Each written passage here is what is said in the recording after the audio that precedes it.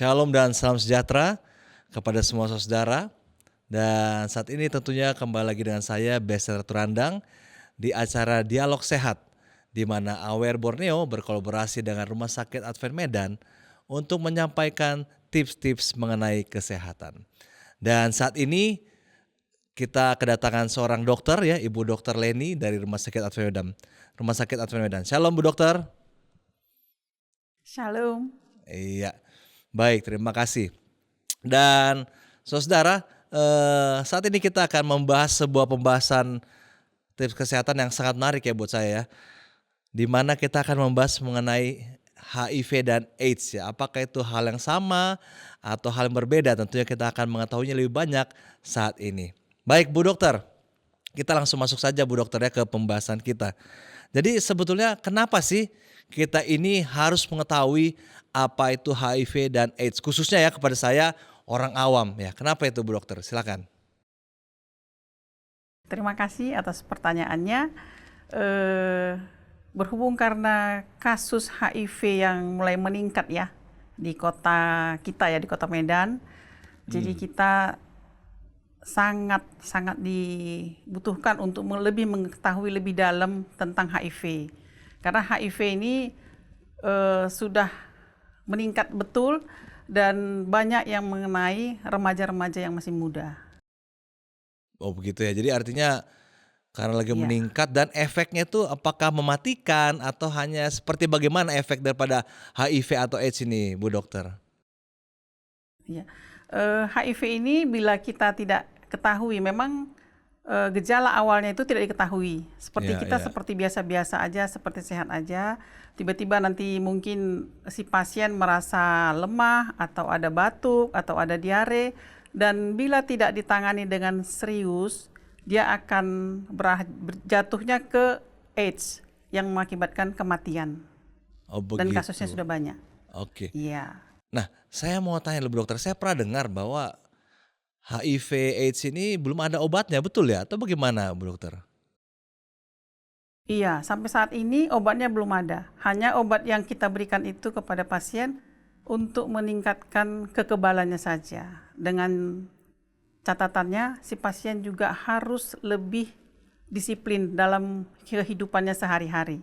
Contohnya, tidurnya yang teratur, tidak dugem ya, tidak dugem, tidak boleh merokok, tidak boleh ngopi, tidak boleh ya kemana-kemana gitulah. Harus dia sesuai dengan peraturan. Gitu. Peraturan, oke. Jadi jangan dugem ya Bu ya. Siapa tahu ada yang nggak tahu dugem, jangan pergi ke tempat disco, ke tempat kafe-kafe begitu ya. Apalagi kalau sudah tengah malam Bu Dokter benar, ya. Oke, nah kalau saya mau bertanya lebih jauh, jadi sebetulnya HIV atau AIDS ini apakah dia virus, apakah dia bakteri, atau apa sebenarnya HIV AIDS ini Bu Dokter? HIV ini sebenarnya virus dan bisa menyerang siapa aja. Itu tadi yang seperti saya bilang bagi orang-orang yang tidak patuh ya. Nah, contohnya seperti apa yang tidak patuh? Suami istri, misalnya istrinya nggak ada, dia pergi ke yang lain, gitulah dia contohnya. Oke. Oh jadi memang itu virus ya, virus yang bisa tertular dari orang lain ya, HIV. Nah jadi mungkin pertanyaan saya selanjutnya, apa perbedaan antara HIV dan AIDS atau sama? Gimana dokter? Apa perbedaannya? Perbedaannya kalau HIV itu adalah gejala dini. Ya seperti dia mungkin ada batuk, ada sesak, ada diare. Tapi kalau sudah jatuh dia ke AIDS, itu sudah di terminal. Itu sudah diare kronis, batuknya yang sudah sesak, badannya gatal-gatal, kurian, tidak ada makan, tidak selera gitu. Kalau HIV dia masih seperti yang biasa-biasa aja ya, seperti kelihatan sehat. Dia main bola atau dia mau berenang seperti biasa aja, tidak kelihatan. Tapi kalau AIDS itu emang sudah benar-benar terminalnya lah, itu bakal dia akan pergi gitu. Oke, berarti artinya baik HIV atau AIDS ini sebetulnya sama, hanya berbeda tahapannya ya. Kalau HIV masih tahapan yang awal bisa kita katakan, AIDS ini sudah tahapan yang berat lah ya. Terminal ya sebutannya. Oh begitu. Oke, kalau gitu selanjutnya kira-kira karena ini virus berarti ya dia menular. Kira-kira apa aja Bu Dokter yang menjadi penyebab penularan HIV atau AIDS ini? Sehingga orang bisa terkena seperti Bu Dokter bilang kan di Medan lagi berkembang ini lagi banyak. Kenapa itu? Ya. Penularannya seperti apa? Penularan HIV ini itu yang pertama dari ini ya, hubungan suami istri yang sudah tertular HIV. Misalnya ada seorang pasien, dia berhubungan suami istri ya, ini tetap penyebabnya dari hubungan suami istri, dari sperma laki-laki, dari wanita, dan juga bisa dari darah, bisa juga dari air susu ibu. Itu ya penularannya ya. Jadi Itu hanya 4 aja sih, dari suami istri, dari itu tadi ya, dari laki-laki yang sudah tertular atau perempuan yang sudah tertular, dari darah juga bisa, dari air susu ibu. Ibu yang hamil dia HIV, dia kasih ASI-nya, anaknya pasti tertular. oh begitu. Jadi artinya di luar itu sebetulnya ya tidak akan menularkan ya, di luar kegiatan yang Ibu Dokter katakan tadi, Iya. sebetulnya itu tidak menularkan ya. Jadi kalau hanya sekedar bersentuhan salaman atau mungkin lebih jauh berpelukan itu berarti nggak menularkan ya Bu Dokter? Atau bagaimana Bu Dokter? Enggak. Enggak ya? Seperti salaman atau kena keringatnya, atau kita pakai pakaiannya, atau satu rumah Iya, sama-sama tidur, itu tidak akan menularkan. Jadi kita oke. bukan takut kepada orangnya, takut kepada penyakitnya. Karena itu kalau tidak melakukan hubungan suami istri yang sudah terkena, tidak akan kena walaupun kita pakai bajunya, kita salaman kan. Kadang-kadang saya juga gitu di ruangan, kan saya salam pasien ini ya, Iya, nanti iya. perawat saya nanya, kok dokter mau nyalam ya? Gitu kan. Itu nggak tertular, dari salaman nggak tertular, dari keringat tidak tertular, kecuali perawat saya mungkin lagi pasang infus, Ya. jarumnya itu ke cucu dia, nah itu udah alamat lah kenanya. Oke, berarti kalau saya mau bertanya lagi, berarti virus HIV dan atau AIDS ini sebetulnya sifatnya bukan seperti COVID ya, yang airborne, yang mengudara dia di udara, enggak ya? Ya, Itu memang, enggak. oke. Nah, sekarang kita sudah tahu bahwa hal-hal tersebut tadi bagaimana bisa menular, bagaimana tidak menular. Nah, sekarang kalau lebih spesifik lagi, kalau kita mau mencegah jangan sampai kena virus itu apa kira-kira Bu Dokter langkah-langkahnya, Bu? Langkah-langkahnya ya untuk laki-laki ya, Iya. kalau istrinya jauh-jauh, janganlah keluyuran. Atau kalaupun keluyuran seandainya, Iya. pakailah kondom. Iya, Nah, oke. itu. Jangan berhubungan dengan yang bukan pasangannya.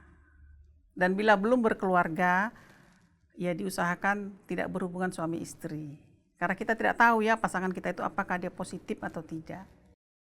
Iya. Mungkin kalau kita lanjut lagi berarti kalau orang yang mengidap HIV dan AIDS ini apakah memungkinkan dia sembuh atau sebenarnya virus itu hanya ditekan jadi tidak berbahaya? Gimana dokter? Seorang pasien HIV tidak akan mungkin sembuh. Tidak akan mungkin sembuh. Tapi dia bisa bertahan berusia panjang kalau dia patuh. Contohnya, ya makan obat seumur hidup, itu ada obatnya dari Dinas Kesehatan, diberikan obat gratis. Dia makan obat, itu yang pertama. Kemudian pola hidupnya yang harus dirubahnya. Sebenarnya sih gampang ya, kalau banyak pasien saya itu yang sehat ya, sehat, yang gemuk, sehat, dan kerja seperti biasa, tidak kelihatan. Kalau kita ketemu tuh tidak yakin, oh ini HIV ya, ternyata enggak. Karena dia memang patuh dia dengan peraturan yang obatnya rajin dimakan, terus pola hidupnya juga dirubahnya, dan dia tentu rajin, kalau dia Kristen rajin dia ke gereja, kalau dia Muslim dia rajin sholat, itu aja. Ya, artinya memang selama kita melakukan hal yang bisa hal ya rutin kita minum obat kita atau menjaga pola hidup yang baik ya virus itu juga akan tertekan dia, yang artinya nggak akan menyebabkan penyakit yang terlalu jauh untuk kita jadinya Bu Dokter, seperti itu ya kira-kira ya. Iya. Nah, yang pertanyaan saya kan tadi Ibu Dokter sempat bilang kalau ada anak yang menyusui ya berpotensi untuk tertular. Nah, jadi sebetulnya kalau mau saya Iya. tanya lagi, jadi untuk orang yang terkena HIV atau AIDS ini tidak memandang umur berarti ya? Mau bayi, remaja, dewasa, bahkan lansia pun bisa Iya. terkena ya, seperti itu ya? Oke. Ya, makanya kan seorang ibu yang hamil Iya. yang menderita HIV itu sudah disarankan untuk operasi dan tidak memberikan ASI-nya. Memang sangat disayangkan ya, ASI sangat penting, tapi apa boleh buat daripada anaknya tertular, Mhm. ASI-nya tidak boleh diberikan. Mmm, begitu ya. Nah, eee, kalau sebagai seorang remaja ini ya, baik maupun remaja putra atau putri yang dimana mereka kan masih memiliki rasa keinginan tahu yang tinggi kan, akan mencoba banyak segala sesuatu, mungkin ada yang salah langkah di seks bebas, ada yang salah langkah mungkin di penggunaan obat-obatan ataupun hal yang lainnya. Jadi kira-kira kalau dari Ibu dokter sendiri, hal apa yang mau Ibu dokter tekankan kepada orang-orang muda ya, baik yang wanita maupun yang laki-laki, untuk terhindar dari HIV AIDS ini, gimana Bu dokter? Kalau menurut saya pribadi sebagai seorang ibu, saya lebih menekankan kepada anak-anak untuk lebih dekat kepada Tuhan. Dan saya akan memberi pelajaran tentang seks, tentang HIV gitu. Karena mungkin mereka kalau tidak diterangkan mereka tidak mengerti. Dan mereka kalau tidak takut akan Tuhan, mereka akan menjalankannya aja. Karena ada beberapa pasien yang masih SMA ya, masih SMA. Oke. Ada beberapa masih SMA. Mungkin ketidaktahuannya, kepinginnya dikerjakan, ternyata kena sakit, diare, dicek, ternyata positif. Gitu. Oke. Jadi memang kita harus mengajak anak-anak kita lebih dekatlah ke Tuhan, takut Mhm. akan Tuhan, kita ajak, kita rangkul lah. Iya Gitu. iya iya.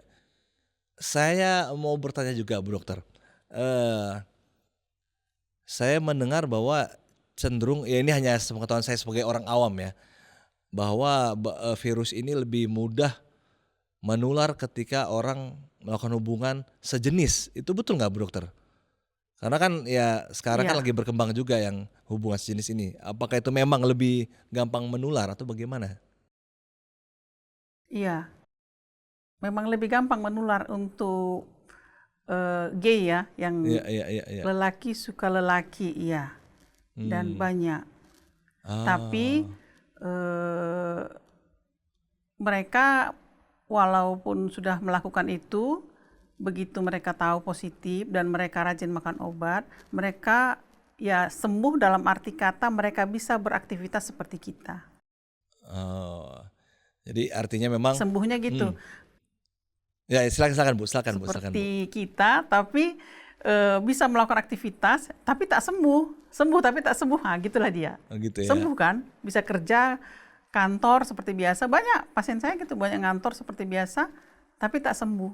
Tapi Mmm. tetap suatu saat bila dia, kan ini kan kekebalan tubuh yang dikenainya virus ini kan, kekebalan tubuh kita yang ditekannya, dilemahkannya. Begitu kita kembali ke dunia malam, kembali merokok-merokok, Mmm. ngopi-ngopi sama teman-teman, daya tahannya menurun, disitulah mulai virus itu kembali lagi naik. Gitu dia. Jadi itulah ya, intinya dari virus HIV dan AIDS ini menyerang kepada kekebalan tubuh kita. Jadi Kekebalan. kalau kita tidak menjaga pola hidup yang sehat, ya tentu kekebalan tubuh akan turun, ya akan semakin leluaslah virus Iya, itu di dalam diri kita gitu ya. iya, iya. Oke. Oke Bu dokter yang terakhir kira-kira, kesimpulan apa yang mau Bu dokter sampaikan kepada kita semua ini yang sedang menyaksikan bahwa bahayanya AIDS atau HIV ini? Silakan Bu dokter. Saran saya yang pertama ya, untuk yang mau menikah, catin, Mmm, calon pengantin calon pengantin. sebaiknya diperiksa. Ya, itu yang pertama. Karena dari pemerintah juga itu sudah ada instruksinya, catin itu wajib dicek HIV. Mmm. Tapi sampai sekarang kayaknya masih belum jalan. Itu yang Iya iya pertama, iya. yang catin ya, catin Oke. itu wajib. Karena eh, kalau dia udah ketahuan dari awal kan kita tahu pencegahannya. Jangan sampai berjalan bertahun-tahun baru ketahuan. Mmm. Tuh. Baru yang kedua, sebagai orang yang beragama tentu kita harus lebih takut dan lebih dekat kepada Tuhan. Bahwa yang kita kerjakan itu dengan yang bukan pasangan kita itu sangat berbahaya. Dan kalaupun terpaksa, gunakanlah kondom. Gitu dia. Oke, terima kasih Bu Dokter. Artinya semua tips-tips yang Bu Dokter sampaikan itu pasti sangat berguna untuk kita dan untuk semua saudara yang menyaksikan dari mana saja. Oke Bu Dokter, terima kasih banyak untuk kesempatannya saat ini. Dan untuk semua saudara, inilah yang dapat kami sampaikan saat ini. Kiranya menjadi berkat untuk kita semuanya. Sampai jumpa di Dialog Sehat berikutnya. Tuhan memberkati.